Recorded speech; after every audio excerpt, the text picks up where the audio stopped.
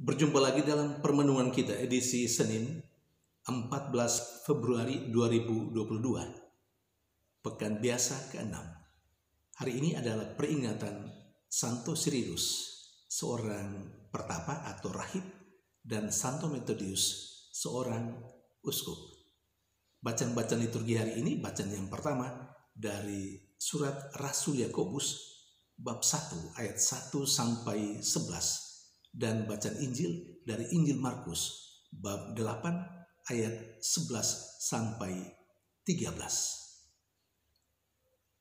Santo Cyrillus dan Santo Methodius berasal dari Tesalonika, Yunani. Keduanya bersama-sama melaksanakan misi kepada bangsa Slavia yang dulu kita kenal dengan Eropa Timur.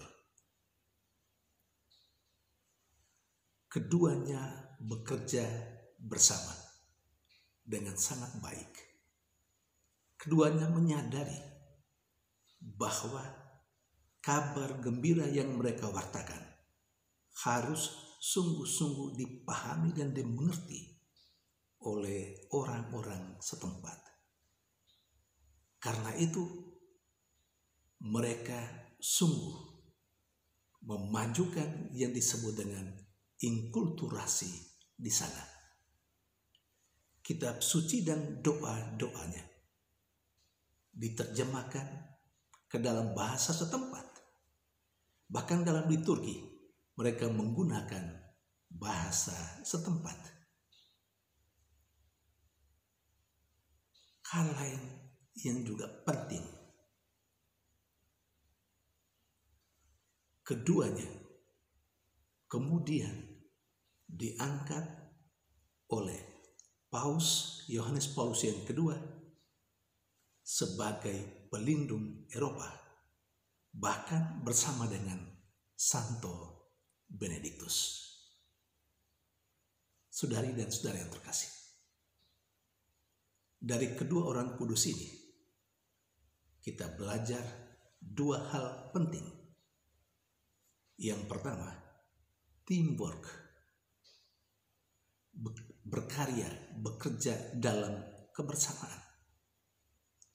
Jadi tidak hanya sekedar ada bersama dalam pelayanan, tetapi ada kebersamaan di dalam pelayanan. Seringkali dalam karya pelayanan ada pimpinan yang dengan alasan mau membagi pekerjaan dan tugas pelayanan. Dengan alasan itu, lalu kemudian ia menyerahkan begitu saja tugas dan pekerjaan kepada orang lain tanpa dia sendiri mengontrol, tanpa dia sendiri terlibat di dalamnya, tanpa dia sendiri berpartisipasi di dalamnya. Dengan alasan seperti yang saya katakan tadi, berbagi tugas dan pelayanan. Kalau ada yang terjadi seperti itu, hemat saya, menjadi kurang bijaksana dan tidak tepat. Berbagi tugas dan karya dalam konteks teamwork itu tidak dalam arti itu. Tidak memberikan tugas dan tanggung jawab pada orang lain, lalu kemudian saya menarik diri. Saya membiarkan mereka bekerja sendiri. Bukan itu. Kalau lebih jauh kita merenungkan gereja sebagai sebuah komunio, tapi di dalamnya ada penanggung jawab. Nah, dalam konteks teamwork, penanggung jawab tidak hanya sekedar memberi tugas dan kerja kepada yang lain untuk bekerja dalam kebersamaan, tetapi dia sendiri terlibat di dalamnya sebagai yang memberikan semangat, animasi, sebagai yang dalam tanda petik mengontrol, supaya rekan kerjanya bisa berkarya secara optimal dan efektif. Dan bahkan dia sendiri mengerti dan mengetahui pekerjaan yang dilaksanakan itu. Sekali lagi poin saya adalah teamwork berarti bekerja dalam kebersamaan. Teamwork tidak dalam arti saya memberikan tugas kepada orang lain lalu saya menarik diri, saya berleha-leha, saya tidur, tanda petik, saya bersenang-senang dan membiarkan yang lain berkarya sendiri. Tidak, saya harus masuk di dalamnya dan bekerja dalam kebersamaan dengan mereka. Itu teamwork. Poin yang kedua yang menjadi inspirasi, yakni betapa pentingnya inkulturasi. Gereja Katolik sudah lama berbicara tentang inkulturasi. Bahkan kalau kita melihat riwayat hidup Santos Ridus dan Methodius, ternyata pada masa mereka itu inkulturasi menjadi sangat penting. Dan itulah yang sampai saat ini semangat itu dijalani atau dijalankan oleh gereja. Dalam berbagai tempat, tidak semua, tapi ada tempat-tempat di mana sangat kuat inkulturasi dalam arti seperti yang dilaksanakan oleh Cyrillus dan Methodius. Ada tempat-tempat tertentu, siapapun yang berkarya di sana harus belajar bahasa. Karena semua pelayanan, semuanya dalam bahasa setempat. Memang tidak semua orang bisa mempelajari bahasa setempat. Tetapi menyadari diri sebagai seorang misionaris entah domestik ataupun misionaris luar negeri, tuntutan belajar bahasa dalam konteks inkulturasi tadi supaya kabar gembira yang diwartakan gampang dicerna, dipahami, dimengerti oleh orang-orang setempat, maka tuntutan untuk belajar bahasa setempat seharusnya tidak boleh dilihat sebagai hal yang berat, rasanya setengah mati. Kalau perlu, jangan seperti itu.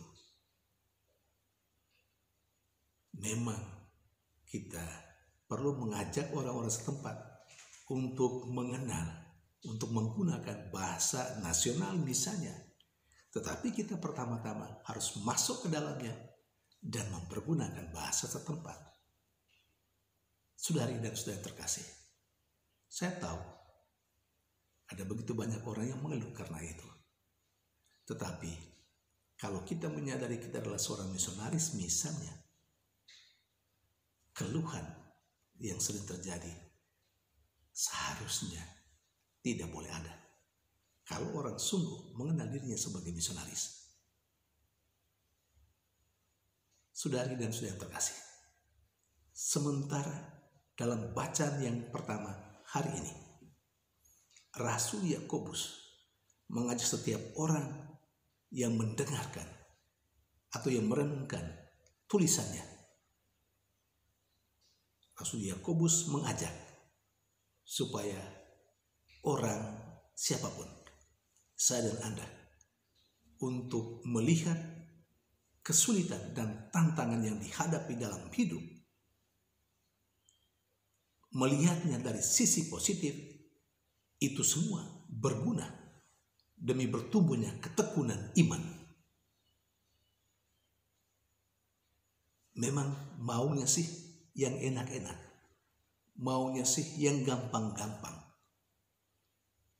Tetapi ketika ada tantangan, ada kesulitan dalam hidup kita, juga termasuk ada kesulitan dalam berpastoral, dalam melaksanakan tugas dan tanggung jawab mewartakan kabar gembira.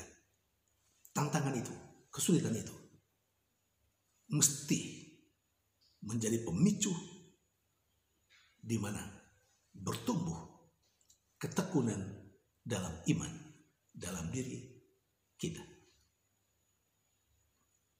Setelah kita melewati, kita baru merasakan betapa pentingnya pengalaman yang mungkin tidak enak, pengalaman yang berat itu. Saudari dan saudara terkasih, sementara dalam bacaan Injil, Yesus dengan tegas menolak apa yang diinginkan oleh kelompok orang Farisi. Injil bercerita ada sekelompok orang Farisi yang ingin mencoba Yesus dan meminta tanda dari surga. Tapi Yesus menegaskan kepada mereka, Dia tidak akan memberikan tanda. Saudari dan saudara yang terkasih, melaksanakan karya pewartaan Injil, melaksanakan pewartaan kabar gembira, itu tidak pertama-tama mengikuti keinginan orang, tetapi melaksanakan apa yang menjadi kebutuhan dari orang setempat, bukan keinginan. Harus bisa dibedakan antara keinginan dan kebutuhan. Ada banyak keinginan yang sesungguhnya bukan sebuah kebutuhan. Dan hati-hati, ada banyak umat, ada banyak orang yang mau supaya kita melaksanakan keinginannya, bukan kebutuhannya. Dalam hal seperti ini perlu ada ketegasan dari kita. Saudari dan saudara terkasih, ketika kita memiliki sikap yang tegas, konsekuensinya kita akan dianggap sebagai mungkin romo yang kurang baik, mungkin apapun yang kurang baik. Label-label itu sering dikenakan pada kita. Saya bersaksi, tidak perlu takut dengan itu, asalkan kita melaksanakan yang benar. Tentu bahwa ada kebijakan memang perlu, tapi tidak semua mesti mengikuti keinginan orang-orang di mana pewartaan kabar gembira dilakukan. Ada orang juga supaya dianggap baik, ikut saja, ngekor saja sama kemauan atau keinginan umatnya, supaya dianggap ini romo yang baik, supaya tidak dilabeli dengan kata-kata romo ini tidak baik. Ada banyak, tetapi apakah itu bijak? Ini harus menjadi sebuah permenungan bagi kita, bagi saya dan Anda. Tuhan memberkati.